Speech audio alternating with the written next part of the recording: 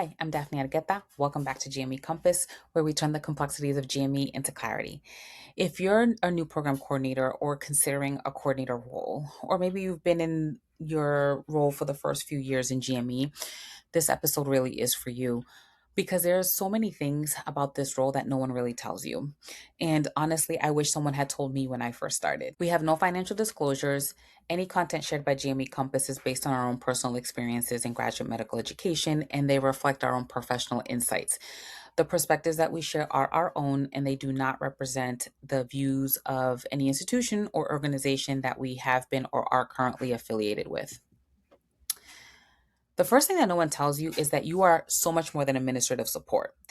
My background before I came into GME was as an administrative assistant. And when I accepted my first program coordinator role, I assumed it would be the same to what I've been doing. And while many of the administrative skills were transferable and certainly helped me succeed, I quickly realized that this role was much more than the traditional administrative support.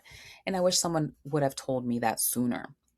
Program coordinators are not just scheduling meetings and sending emails. We are the operational leaders. We coordinate recruitment, onboarding, orientation, evaluations, committee meetings, graduation, and everything else that falls in between. We support accreditation.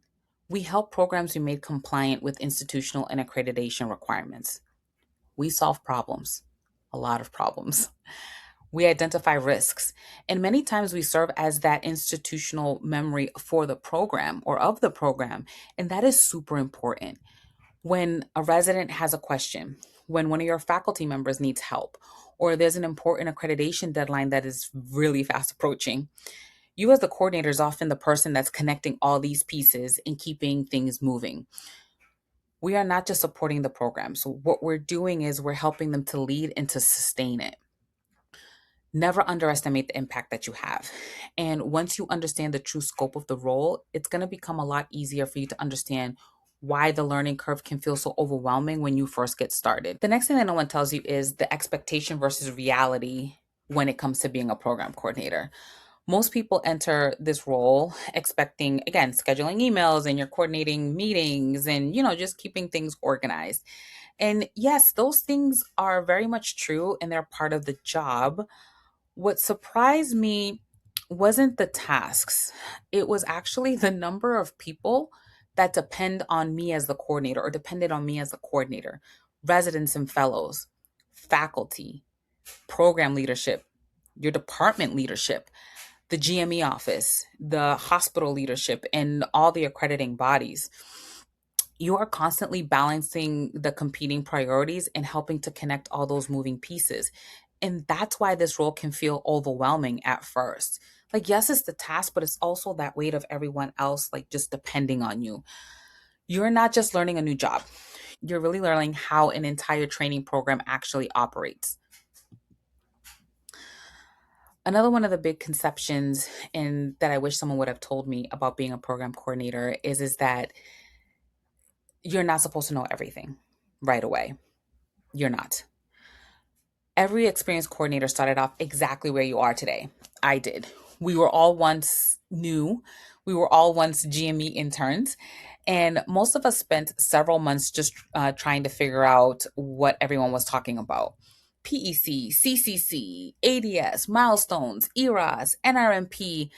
And sometimes it feels like everyone has received this handbook, this super secret handbook that you somehow missed or didn't get. And, the truth is, no one starts knowing everything. What does matter is that you're willing to learn and ask questions and stay curious. I've been in GME for 13 years now, and I'm still learning something new all the time. And there's also situations that I'm encountering that I've never encountered before. Now, I want to tell you a little bit about my own experience and my own journey. Before I was in OB-GYN, I was the podiatry residency coordinator, and the podiatry program is accredited by the CPME, the Council of Podiatric Medical Education.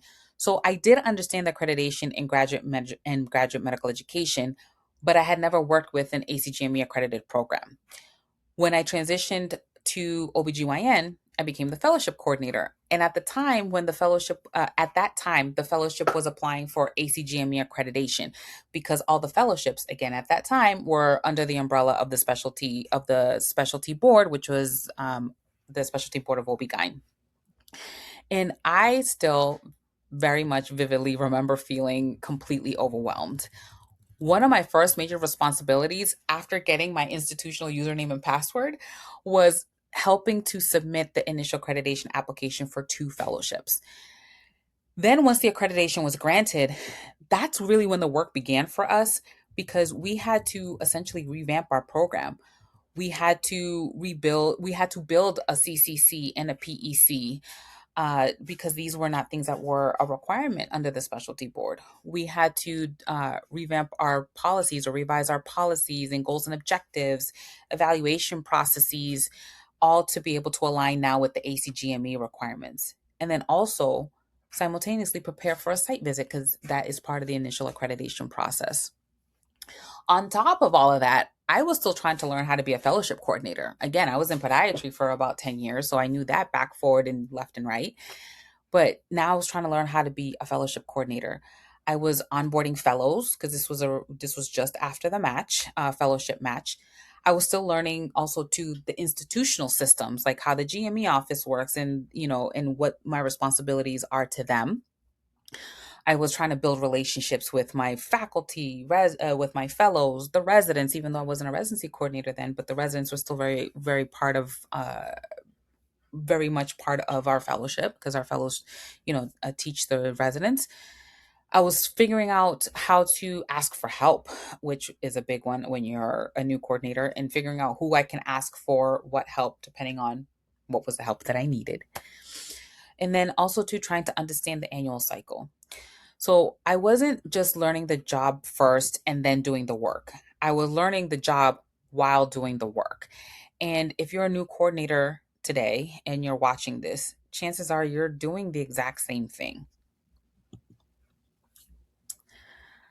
One of the pieces of advice that I can give you as a new coordinator that I wish was told to me is to learn the rhythm of the academic year.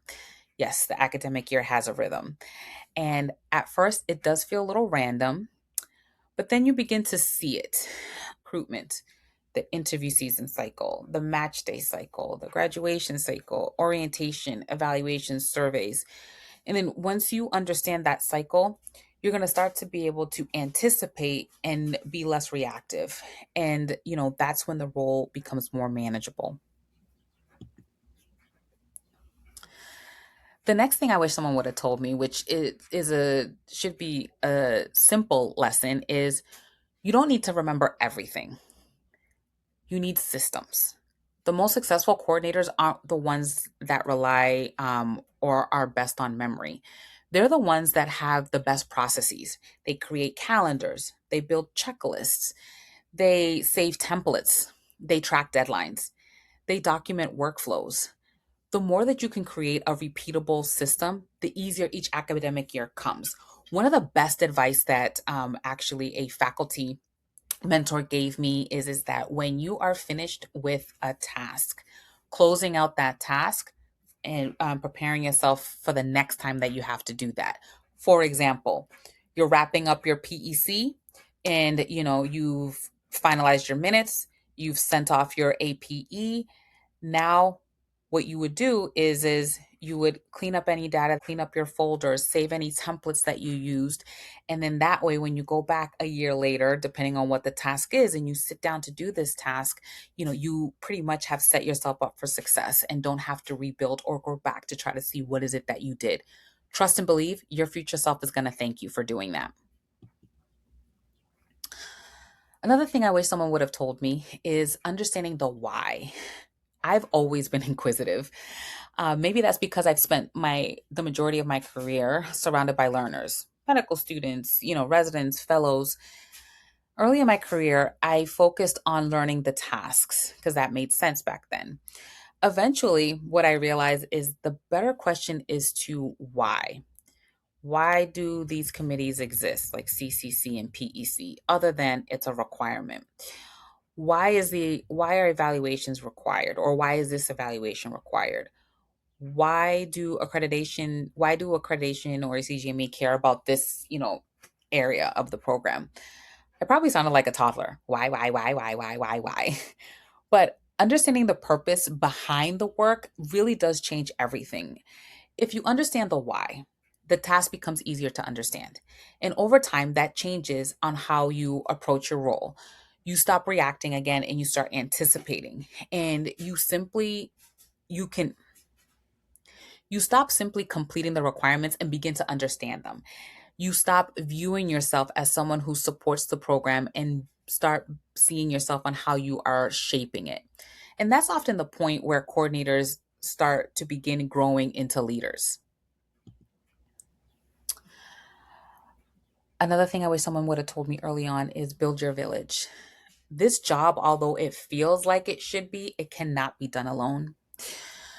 Some of the most valuable information that you're going to receive is not going to come from a policy or manual or, the accreditation requirements. It's going to come from people. Build relationships with your program directors, your faculty, and your residents. They can help you understand the clinical side of the program and provide valuable insights to the trainee experience that you are not going to see on the GME administrative side. Get to know your GME office. I had a wonderful relationship with my GME office. Throughout my career, they were often my first call when I needed guidance or support or help navigating, the many challenges that I had during my tenure as a program coordinator, which were site visits and expansions, program director transitions. And don't underestimate the value of connecting with other coordinators. No one is going to understand the survey stresses of making sure that we hit the compliance rate, accreditation deadlines like entering milestones or ADS, or when you send 100 evaluation requests and you get back 5 after about 200 email reminders. No one other than another coordinator is going to understand those stresses. Many of the best ideas and solutions that I've had to some of these issues that I just mentioned have actually come with conversations with other colleagues. Many of my systems and processes in documents that I have created have been in collaboration with other coordinators, or I have adopted it from work that other coordinators have done. Your network is going to become one of your greatest resources. Again, tap into that. We've spent a lot of time talking about how challenging this role can be, which it can be. But there's another side of this profession that people don't talk about enough, and that is the good stuff. There is good stuff. You get to shape the program. The systems you build, they matter. The processes you improve, they matter. The work that you do behind the scenes really does have an impact on the experience of the residents, your fellows, your faculty, and ultimately the program itself. And potential applicants see that. And perhaps more importantly, you build relationships. One of my favorite things about, being a coordinator is working with your trainees, working with your residents, working with your fellows, watching them grow. You meet them as nervous interns and, they're trying to figure things out. They're learning a new role, they're building confidence and wondering if they're doing enough or doing it right. And just like many of us did when we started when we were in GME, like I said, we were interns also too. Then one day you see them graduate. You watch them become attending physicians. Then some become faculty. Maybe they come back to your own department. Some become program directors. Some become mentors themselves. And somewhere along the way, you realize that you had the privilege, because it is a privilege, of being a small part of that journey. You also get to watch problems evolve. You see improvements take shape. You see challenges that are overcome. You see goals that are being accomplished. And you know that you played a role in that success because you did. I'm telling you right now that you did. For me, that was one of the most rewarding parts of this career. Not the meetings, the spreadsheets, and not even the accreditation successes that I've had. It's really been the people.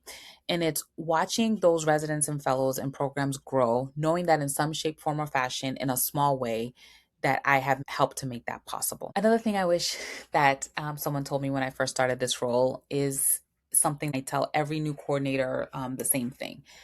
Give yourself 1 to 3 academic years. I know that it sounds a lot, but you want to give yourself time to learn. Depending on when you come in throughout the academic year, it doesn't matter if you start on July 1 with your residents and your fellows, You missed everything, all the preparation and everything that led up to July 1.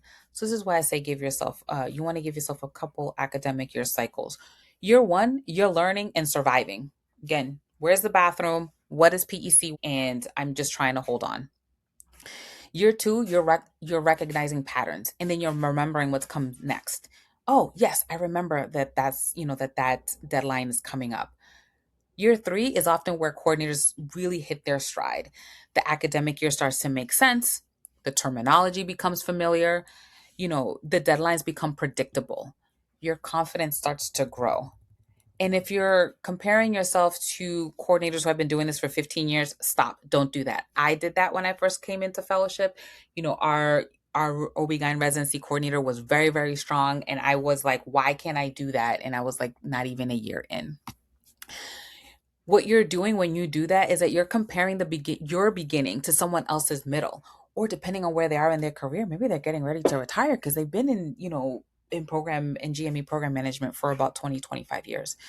So give yourself time and don't compare yourself to others, because again, where you are in that journey is different to where they are. If there's one thing that I want you to take away from this episode is this. Being a program coordinator, it is challenging. Not going to lie to you, it is challenging, but it is one of the most rewarding careers in GME. I truly and utterly cannot see myself doing anything else but GME. So stay curious, stay organized, ask questions, build your village. And I want you to remember that there is no such thing as just a coordinator. What you do matters. The systems that you build, they matter. The relationships that you create, those matter. And then the impact that you have on your trainees, your residents, and your fellows in the program, that matters. Every experienced coordinator started exactly where you are today. We learned, we adapted, and we asked questions, and we grew, and you're going to too. Thank you for joining me for this episode of GME Compass. I'd love to hear from you in the comments. What is something that you wish that someone had told you when you first started in GME? And until the next time, bye.